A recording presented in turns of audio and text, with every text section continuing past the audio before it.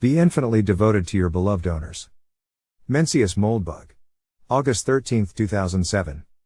Unqualified Reservations. Narrated by Skeptical Waves. Be infinitely devoted to your beloved owners.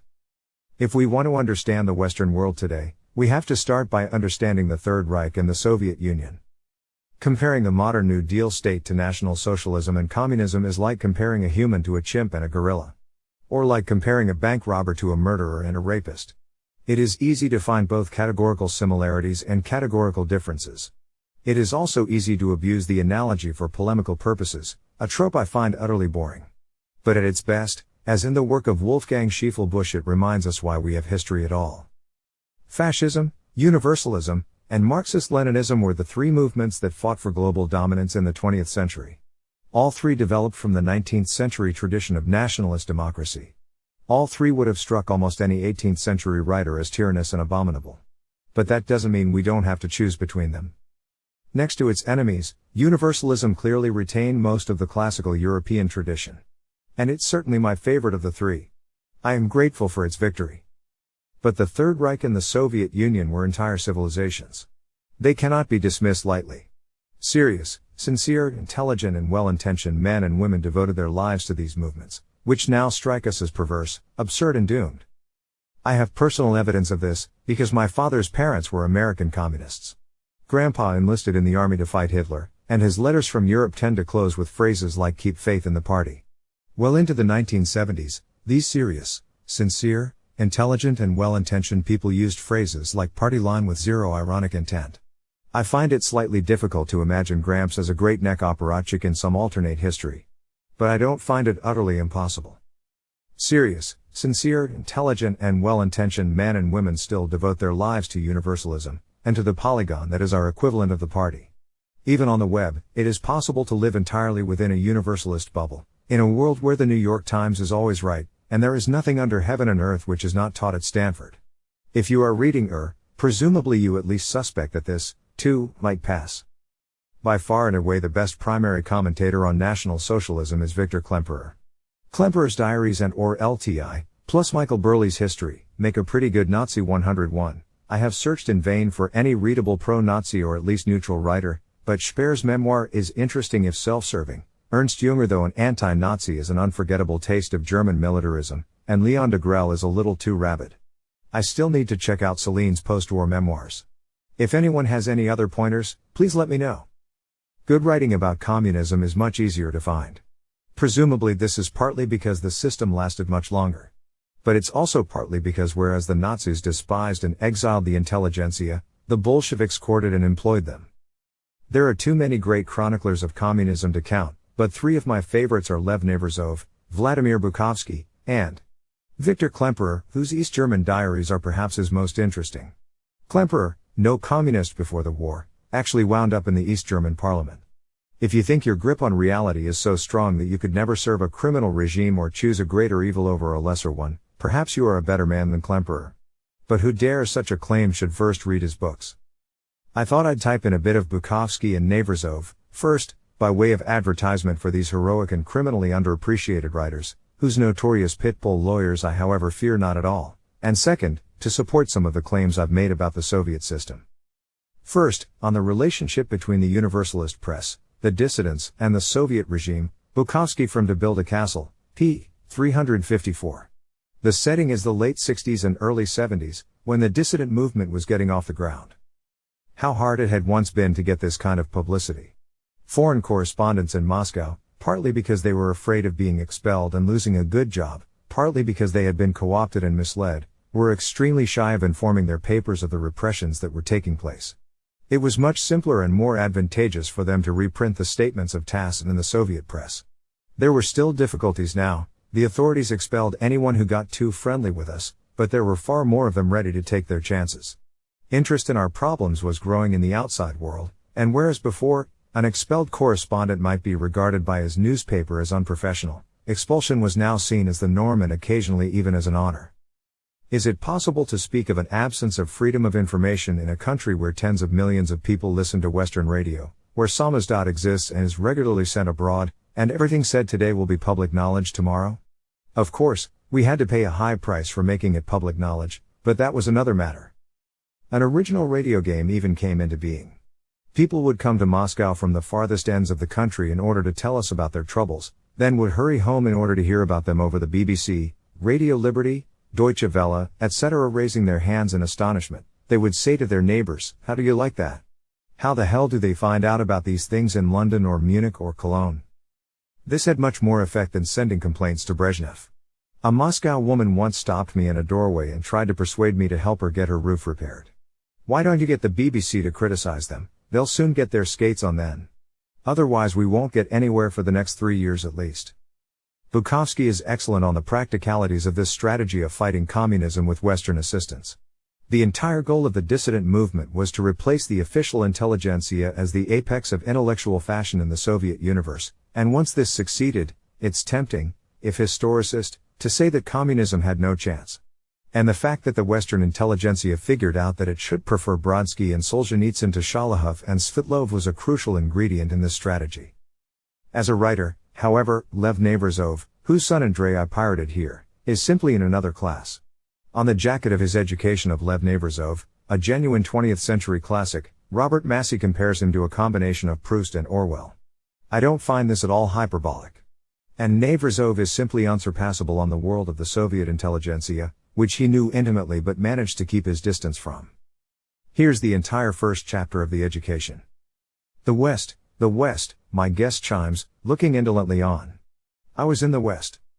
He likes our country house, and he is sitting leisurely, arm wing-like over chair back, shedding words. Oh, let us shed words as our garden sheds its amber. I was in the West. I talked with Ezra Pound just as I am talking with you. I dined with Sartre. Nothing special. You exaggerate, really. What he also likes is our almost extraterritorial seclusion.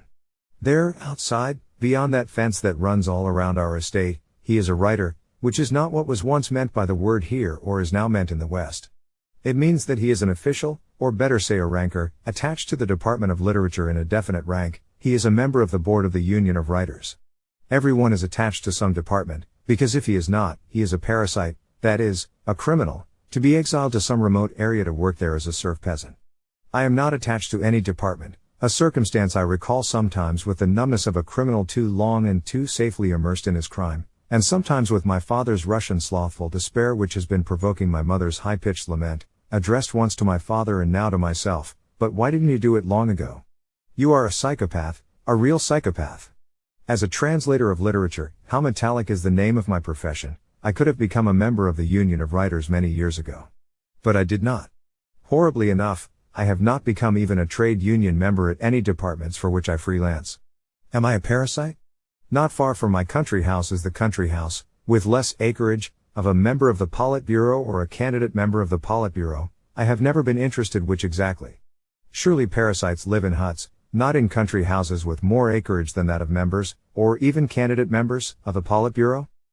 I am a psychopath, a real psychopath, or at any rate a statistical exception, a Poisson's rare event, eluding the departmental mesh. No department can understand that I could become a member of some department, with all the advantages accruing, but would not. Each department assumes that I belong to another department, perhaps so very high that no one knows my rank. I am the only strictly private person in the country, as my guest calls me, living on a kind of extraterritorial estate, and he likes to come and forget his rank for a while and simply be a temporary dweller of this island outside of time and space. And what is there? He once asked, pointing at something looming between the trees beyond the invisible fence. I peered. Serfdom. Foreign correspondents stayed the night at my country house after a New Year's party, and nothing happened. My son never joined any children's organization, nor did he ever go to school. See? My guest exults. You are freer than you would have been in America. Yes. Except that I can't spare, say, $100 billion a year to defend my freedom. I merely exist in a crevice between departments. This, by the way, is why I get all the books from abroad and you don't. The Department of Literature that watches over you will not watch over me, because I am not its responsibility. Our timeless serenity is actually only a few miles from an airport where foreign statesmen land, some score miles from Moscow. But as one rides from the airport, it is all forests, and we are lost in them. We are pleasantly invisible. I like him for his genuine, that is, self-analytic, sincerity. It is so rare. He brings his newly published book. He knows I will not say a word about it, and he is grateful, but he can't resist opening and admiring the page bearing his picture. Holding the open book in his outstretched hand, raised so that he has to look up to gaze at the portrait of an elderly man, obviously having a bad liver, he finally recites in a languishing whisper the famous line a Russian poetess once addressed to her aristocratic seducer, "How handsome you are, O devil." Then he asks me apprehensively if I expect anyone today. "People are monsters," he explains. "Monsters."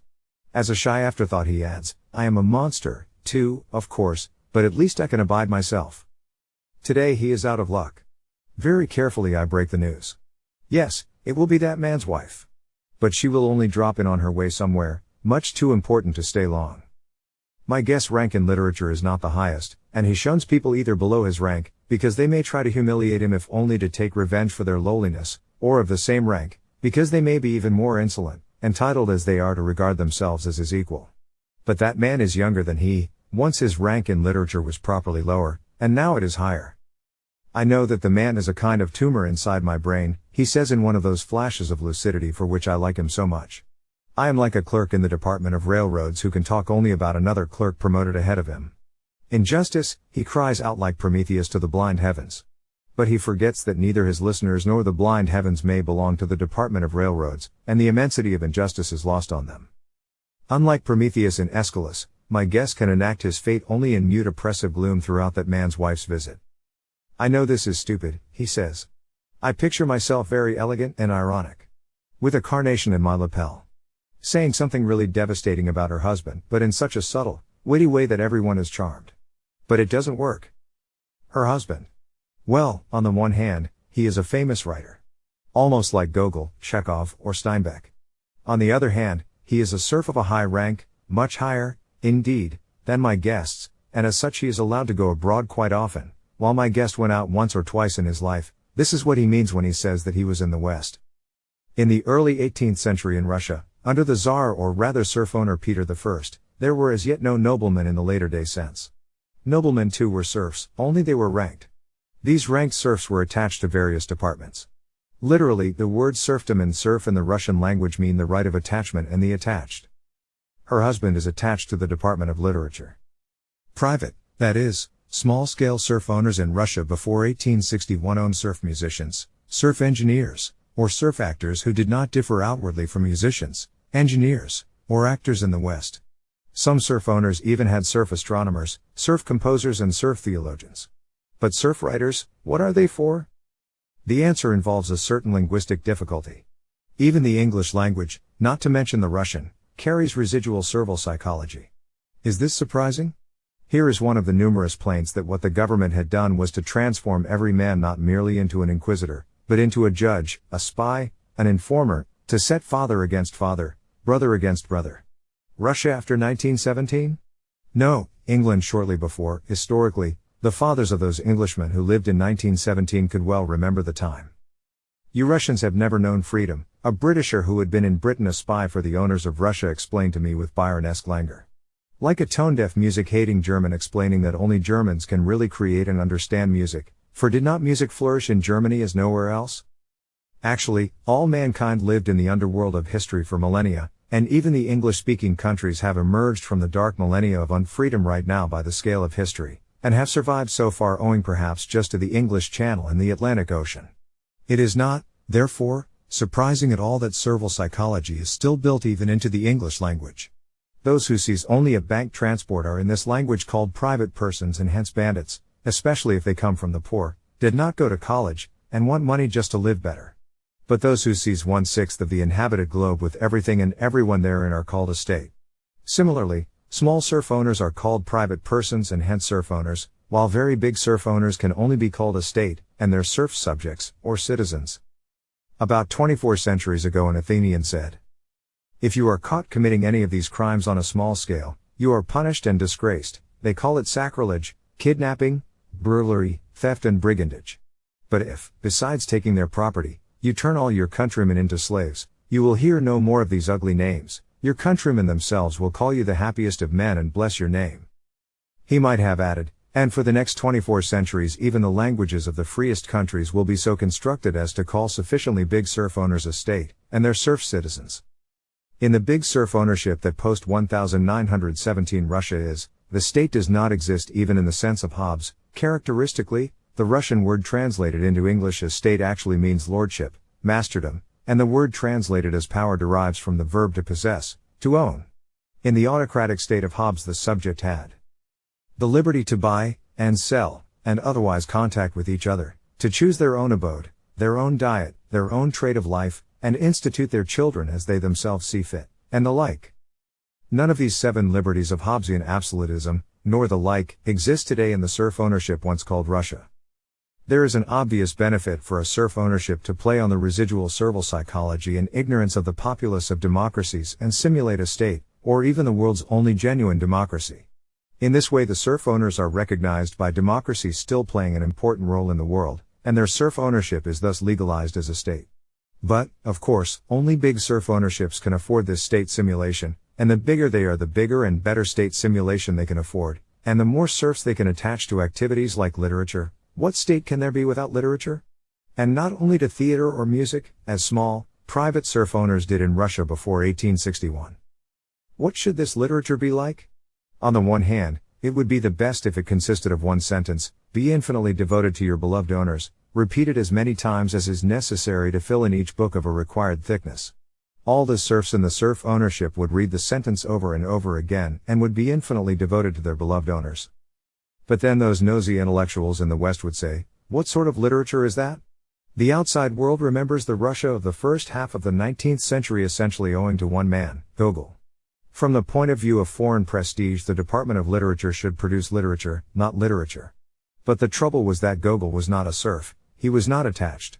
He did not write over and over again, be infinitely devoted to your beloved owners. In fact, at school we were taught, Gogol exposed mercilessly the entire regime of Nicholas I. Having done which, he would go back and forth between Italy and Russia, never molested or impeded. The Department of Literature does not prescribe any uniform. A writer is to be dressed like Gogol or Chekhov or Steinbeck. This is his uniform. He should look like a writer. Many serfs look in fact as though they were in old Russia or in the West, in freedom. Partly the writer's rank is explicit, member of the Secretariat of the Union of Writers, but partly it is implicit yet decisive, just as it would have been at the 18th century Russian court. That man. That writer. Her husband. Why can he be a writer and I cannot? I would become sick if I were to put on real tweeds and loll in a chair somewhere in Paris or New York. Like those 2 serf boys of the pre-1861 times playing at gentlemen in the drawing room when their owners were visiting somewhere. Smoking real cigars, too. The boys so believed they were gentlemen that when their owners came they attacked them as intruders in the agony of disillusionment, and one boy cut his throat with a razor. He is better than I am. He is kind, tactful, generous, a better man really, and once he helped me without any prospect that I would ever be important enough to reciprocate. Whenever he meets me he quotes something from a short manuscript I gave him to read several years ago, and he says only what very considerate successful men say to failures. How can he enjoy being a serf writer? It is, perhaps, simply that he comes from a poor family, yes, perhaps of a long line of pre-1861 serfs. I am more finicky, more squeamish. I cannot eat if someone has spat into my plate. Is this connected with my getting carsick so easily? I cannot go to Paris or New York and play at being a writer. In him, the generations of hungry, miserable, humiliated people clamor for what a high serf rank may give him, they devour it all wolfishly even if serfdom has spat into his plate. I first met him several years ago when the times were the most lenient in the last 30 or 40 years, and he was very much like any writer who had succeeded in any country. In old Russia. In the West. He was a success. Almost as in any other country. And I was a failure. Almost as in any other country. Of course, I could blame the society, but what failure doesn't? At that time I still lived in what would have struck him as monstrous superslums compared with his new apartment with its vestibule of marble. I did not want to work for money more than 2 or 3 days a month, and under my suit coat I wore my late uncle's lilac shirt which he had bought in England in the 20s. The shirt had a huge stain, like a strange, dark, vast continent on a map, so good for navigation, with many coves. The continent was also lilac, only a darker hue, but a commissioned store would not accept the shirt for resale, though the stain was invisible under a suit, especially with a tie, and so I got it as a gift, but I had lost one of my copper cuff links and discreetly kept the parting cuff together.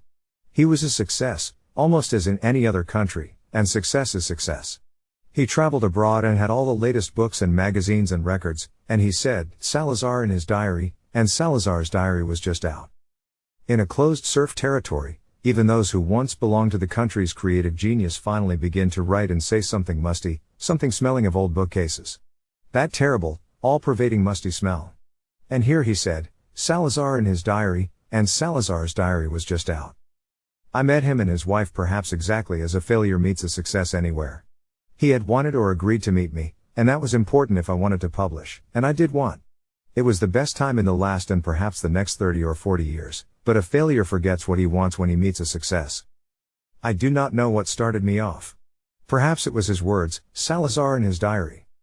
Or perhaps it was his wife's stockings. As I kissed her hand, I behaved like a derelict Russian gentleman. I looked at them as from a bridge at a cityscape below. The stockings, God knows from what exclusive shop in what western capital, were finely webbed in black like a cityscape of a French artist whose name I forgot. I was not a nobody, a funny beggar, just a maniac most likely, holding together the cuff of his late uncle's shirt. I was free, young, happy. I forgot about the cuff, and when I noticed it, I would not understand how I could be so conscious about the missing cuff link, and I almost flaunted the parting cuff. It even gave a new turn to my euphoria. It was a note in a keyed time, both spontaneous and contrived, for everything was unexpected and everything known in advance. He listened, and said with genuine regret, how you are wasting yourself. God, how you are wasting yourself. In hindsight I knew that this had been a good pretext for me to say something like, but who will publish me? With a broad hint that I knew he had pull, and if he helped me. But instead I did what a failure usually does. I said, wasting. The word was simply another note in the euphoria. Wasting. Do you mean that what I am saying to you too is wasted? And if it is published duplicated on an industrial scale for millions of strangers to buy, it will not be wasted? As a failure often does, I was making up prodigiously for years of humiliation. I was drinking in my transient glory. I wanted nothing else. I was waving my parting cuff. It was now my first violin. I was speaking with eternity. To say something like, but who will publish me? Was inconceivable. The literary world of the West today, of course, is not at all unrecognizable in Nevruzov's rankers and members of the Union of Writers. Not that the US has some petty department of literature. It vastly surpasses the Soviet Union in this statistic. It has 2,000 departments of literature, one at each of its universities, which of course enjoy complete academic freedom. Despite this they somehow seem to all say the same things to the same people in the same ways. Perhaps this is because no further enlightenment is possible. My girlfriend among her many talents is a playwright and screenwriter, and when we saw the excellent new film about East Germany, The Lives of Others, we both noticed something rather striking, which was that the East Berlin theater scene, circa 1970, and the San Francisco theater scene, circa 2007, didn't seem too different at all. Not that fat, ruthless NEA administrators force aspiring actresses to put out. But, in San Francisco in 2007, the members of the Secretariat of the Union of Writers are really quite easy to identify. And the process by which one obtains such a rank? Exactly the same. But who will publish me? In my opinion, there are two main differences between the old Soviet bloc and the present-day democratic West. One is that the West's civil service apparatchiks are not as strong, not as politically secure, not as well organized, and not as smug.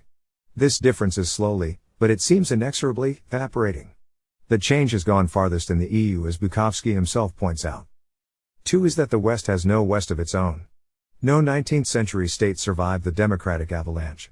When I say that democracy is the opposite of liberty, a statement which would strike most Westerners today as nonsensical, just as it might strike a faithful Soviet serf as nonsensical to say that communism is the opposite of progress. I have no examples, even across some dog-fenced border, to point to. And this difference is not evaporating at all. Or isn't it? After all, I'm posting this on the internet, a very accidental product of democracy. Certainly no one who developed the internet thought of it as a blow against the state. No one thought he was programming the West. And yet, through the magic of Blogger, you can hear me say, democracy is the opposite of liberty. And while I may not be able to convince you, or anyone else, of this proposition, I can at least defend it. And I can point to you to other writers who say the same thing.